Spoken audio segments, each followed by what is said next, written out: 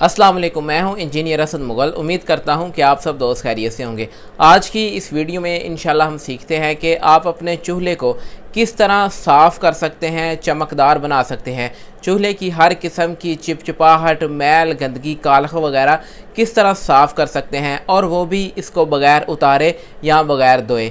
जहाँ पे आपका चूल्हा लगा हुआ है आप वहीं पे इसको साफ़ कर सकते हैं। इस सलूशन की मदद से आप किचन की बाकी चीज़ों को भी साफ़ कर सकते हैं, जैसे सिंक या शेल्फ़ वगैरह।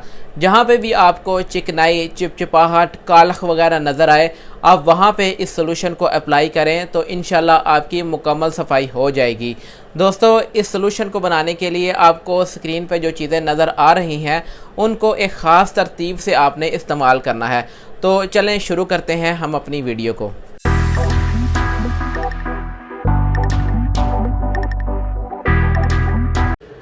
जी तो दोस्तों, इस सलूशन को बनाने के लिए आपको इस तरह के दो बर्तन चाहिए।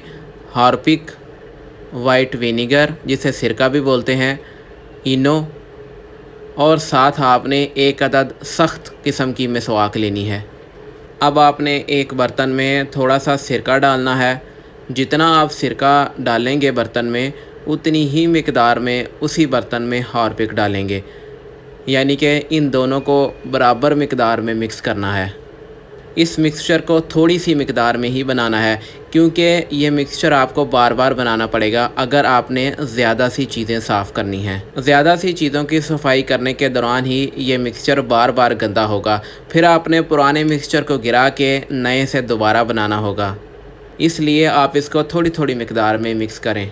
हार्पिक और सिंथेटिक विनीगर, इन दोनों चीज़ों को बराबर मिकदार में यहाँ तक मिक्स करें कि ये एक दूसरे के अंदर अच्छी तरह से हल हो जाएं। इसके अच्छी तरह से मिक्स होने की निशानी ये है कि इस पूरे मिक्सचर का जो कलर है वो स्काई ब्लू हो जाएगा, यानी कि मुकम्मल तौर पे ही आपको स्काई ब्लू लगेगा। कहीं से वाइट या कहीं से ब्लू नहीं नज़र आएगा, इक्वली तौर पे ये स्काई ब्लू हो जाएगा। अब एक दूसरे बर्तन में इनो का 1 या 2 पैकेट डालें। इनो को हमेशा अलग बर्तन में डालना है, मिक्सचर के अंदर ही इनो को मिक्स नहीं कर देना। इनो की जगह आप बेकिंग सोडा भी इस्तेमाल कर सकते हैं, जो भी आपके घर में इजीली अवेलेबल है। आप इन दोनों में से कोई भी चीज़ इस्तेमाल कर सकते हैं। जी तो दोस्तों, इस सलूशन से चूल्हे को साफ़ करने का काम थोड़ा सा ट्रिकी है। आप इसको एक दफ़ा गौर से देख लें ताकि आपको कंप्लीट समझ आ सके। सबसे पहले आपने चूल्हे के ये जो ऊपर स्टैंड लगे होते हैं इनको उतार लेना है। इनके नीचे आप ये देख सकते हैं कि कितनी ज़्यादा कालख, मैल, चिकनाहट यहाँ पे जमी हुई है। ये चूँकि स्टील की बॉडी वाला चूल्हा है, इसलिए इसकी बॉडी के ऊपर ज़ंग वगैरह नहीं लगा हुआ। अगर आपका लोहे का चूल्हा है जिसके ऊपर जगह जगह ज़ंग लग चुका है, तो ज़ंग जो है वो इस सलूशन से ठीक नहीं होगा। जितनी भी मैल, चिकनाहट, कालख वगैरह है वो इस सलूशन की मदद से साफ़ होगी। अब जिस जगह पे सख्त किस्म की मैल और चिकनाई वगैरह जमी हुई है जो उतरने का नाम नहीं लेती, आपने वहाँ पे मिसवाक की मदद से इस सलूशन को एक दफ़ा अप्लाई करना है। सारा इसको अप्लाई कर लें एक दफ़ा, जहाँ जहाँ पे आपको लग रहा है कि मैल बहुत ही सख्त है। इसके साथ साथ आप चूल्हे की जो सारी बॉडी है वहाँ पे भी इस सलूशन को अप्लाई करें। एक दफ़ा पूरी बॉडी पे इस सलूशन को अप्लाई करें अच्छी तरह से। और जहाँ पे मैल, चिपचिपाहट, चिकनाई वगैरह ज़्यादा गहरी है, आप उन जगहों पे स्पेशली इस सलूशन को ज़्यादा अप्लाई करें। अब इसी सलूशन के अंदर मिसवाक को अच्छी तरह से भिगोएं, इनो के अंदर लगाएं, और इनो के साथ जहाँ जहाँ पे आपकी मैल ज़्यादा गहरी है, इनो के साथ इस मैल को कवर करें। इस सारी चिकनाई और कालख वगैरह को इनो के साथ अच्छी तरह से कवर करें। आप देखेंगे कि वहाँ से बबल्स बनना शुरू हो जाएंगे और आपकी ये जो मैल वगैरह है ये नरम पड़ना शुरू हो जाएगी। जो पहले बहुत सख्त थी, आहिस्ता आहिस्ता ये नरम होने लग जाएगी।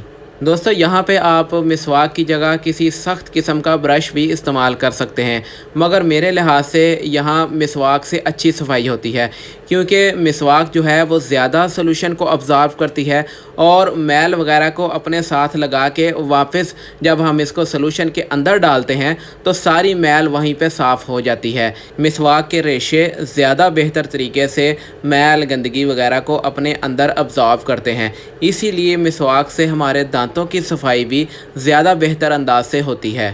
ज़्यादा मैल वाली जगहों को हमने इनो के साथ कवर किया था, आपने इनको वैसे ही रहने देना है।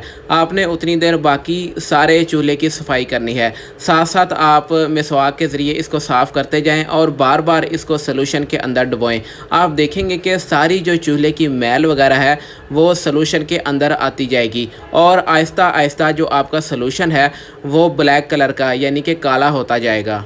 अब कुछ देर के बाद जहाँ जहाँ पे आपने इनो को अप्लाई किया हुआ है उस हिस्से को मिसवाक से अच्छी तरह से साफ़ करने की कोशिश करें। ये आप देख सकते हैं कि जो चिकनाई और मैल कचैल जो पहले बहुत सख्त थी अब आराम से उतरना शुरू हो गई है। सलूशन के अंदर मिसवाक को बार बार भिगो के यानी कि जो भी गंदगी मैल वगैरह मिसवाक के साथ लगती है वो जब आप सलूशन के अंदर इसको डिप करेंगे तो सारी मैल उधर ही साफ़ हो जाएगी और आपका सलूशन साथ साथ गंदा होता जाएगा। तो आपने इस तरीके से इसको साफ़ करना है। इस दौरान अगर आपके चूल्हे की किसी जगह से मैल नहीं उतर रही तो आपने थोड़ी सी इनो दोबारा इसके ऊपर अप्लाई करनी है और मिसवाक को दबा के उसके ऊपर रगड़ना है। ये आप देख सकते हैं कि हमारा सलूशन कितना ज़्यादा काला हो चुका है। अब आपने इस सलूशन को गिराना है और नए सिरे से थोड़ा सा सलूशन दोबारा बनाना है। ये वाला चूल्हा चूँकि ज़्यादा गंदा था इसलिए मुझे दोबारा सलूशन बनाने की ज़रूरत पड़ी है। अगर आपका चूल्हा इतना ज़्यादा गंदा नहीं है तो आपका एक ही दफ़ा में काम चल जाएगा। दोबारा सलूशन भी उसी तरह ही बनाना है यानी कि बराबर क्वांटिटी में आपने हार्पिक और सिरके को मिक्स करना है। दोस्तों मिसवाक से अच्छी तरह से सफाई करने के बाद जब आपको लगे कि इसकी सारी मैल कचैल चिकनाई चिपचिपाहट वगैरह उतर चुकी है, इसके बाद मज़ीद फिनिश के लिए चूल्हे की सारी बॉडी के ऊपर स्टील वूल का इस्तेमाल करें। अगर आपका लोहे का कलर वाला चूल्हा है या चूल्हे के ऊपर शीशा लगा हुआ है तो फिर आप स्टील वूल का इस्तेमाल हरगिज़ ना करें क्योंकि फिर इसके इस्तेमाल से रंग उतरता है और साथ ही शीशे के ऊपर स्क्रैचेस पड़ जाते हैं। ये आप देख सकते हैं कि चूल्हे की सारी गंदगी मैल वगैरह इस पानी के अंदर शामिल हो चुकी है। अब आपने गीला कपड़ा लेना है।